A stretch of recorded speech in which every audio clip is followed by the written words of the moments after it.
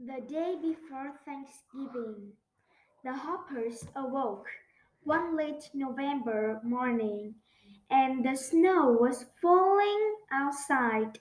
They jumped out of their beds and ran to the window. "Come downstairs, Hoppers," called Mother Hopper. "There's a letter here for you."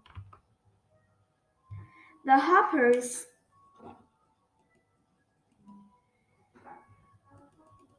the Hoppers dashed downstairs. "Let me read it," yelled Speedy Legs. "Let me read it," shouted Floppy Ears. "I want to read it," hollered Fluffy Tail. A letter," said Snappy Nose, and he jumped up and down. "I will read it," said Mother Hopper. She read the letter aloud. "Dear Hoppers, I invite you all to come to my house in the woods to spend Thanksgiving Day. Your loving Grandpa Grizzly." "Thanksgiving at Grandpa Grizzly's! Hooray!" shouted Snubby-Nose. "Now it's time to bundle up to go to school," said Mother Hopper. "It is cold outside and snowing hard." Outside the wind blew and the snow fell. The four hoppers put on their warm coats, mittens, hats, and scarves.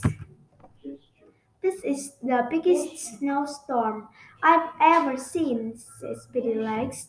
"The snow already comes halfway up to the windows," says Floppy Ears. "Let's get our sled out," said Fluffy Tail. "We can sled to school."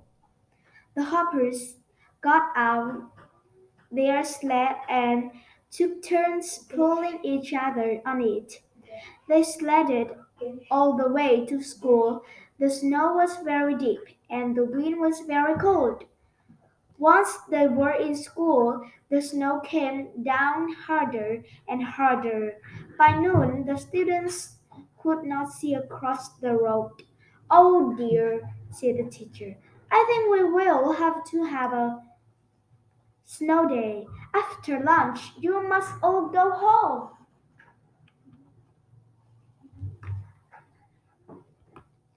After lunch, the hoppers ran out of the school to find their sled, but the snow had become too deep that they couldn't find it. "Our sled is buried," cried Fluffy Tail. "We'll have to walk home," said Speedy Legs. The four hoppers walked bravely through the snowstorm. At, at first, they played in the snow. They threw snowballs and made snow angles. Snappy Nose tried to catch the falling snowflakes with his tongue, but the snow was so deep that they soon became very tired. Floppy Ears fell into a snowdrift, and the other hoppers had to pull her out. Then Snubby-Nose slipped and fell and hurt his chin. He cried a little bit, so Speedylegs carried him. All the time it grew colder and colder. "We're lost," cried Fluffytail. "I think it's beginning to get dark," moaned Floppy Ears. "And the snow just keeps pinning down," said Speedylegs. "We'll miss Thanksgiving at Grandpa Grizzly's house," wailed Snappy-Nose.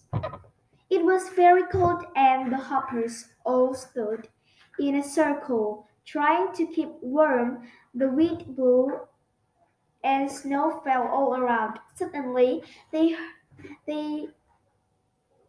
they heard a large rumbling noise, and they saw a bright light coming toward them. "What's that?" cried Fluffy Tail. "It's a train," said Floppy Ears. "It's a truck," yelled Speedy Legs. "We'll be run over," cried Snubnose. The light and the rumble stopped right in front of the hoppers. "Bless my fur!" called a voice from behind the light. "Here are four hoppers out in a blizzard. Is Grandma Grizzly in his big snowplow?" said Snubnose. "We're saved." All four hoppers leaped inside Grandpa Grizzly's snowplow. They sat up high while the plow pushed a path through the snowstorm. It carried them all the way back home. "Go and get Mother and Papa Hopper, Speedylegs," said Grandpa Grizzly, "and tell them to pack their overnight bags. You all can stay at my house tonight. We will sit by the fire and have hot cocoa. And tomorrow we will have a big Thanksgiving feast." "Hooray!" shouted Snubby-Nose. Speedy-Legs dashed into the house and brought out Mother and Papa Hopper as fast as he could. All the hoppers rode Grandpa Grizzly's snowplow to his big house. Inside, Grandpa Grizzly had a warm fire and hot cocoa. There were six bedrooms, all with snug feather beds. The next day they all had a wonderful Thanksgiving feast.